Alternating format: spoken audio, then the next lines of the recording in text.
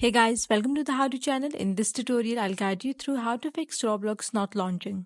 So there's been a glitch going around where Roblox just gets stuck while you're trying to load it up. So here is how to fix that.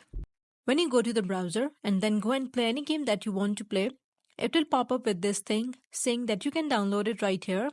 So download and install it, and it will download the installer right here. And once that's done, you just want to open it. So once I have done that, it is going to load for a bit and it will start installing it. Now this is where it gets stuck. So if you are facing this problem, then go down to the search bar and search for run. You can see this app, click on it and it will pop up here like this. Now put percentage app data percentage in here like this and now click on OK. From here you are going to want to go to the app data and find local. Once you're in local, scroll down until you find this Roblox. So it's right here.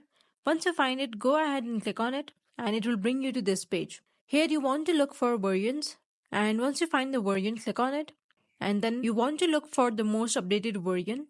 Once you find it, click on it. So if your installations didn't finish all the way, this will make sure that it does. So you go ahead and click on Roblox Player Launch.exe and then it will actually launch it. So that's how you can fix it. So by following these simple steps, you will be able to fix Roblox not launching. That's all for today's video. Thanks for watching and please don't forget to subscribe the How To channel.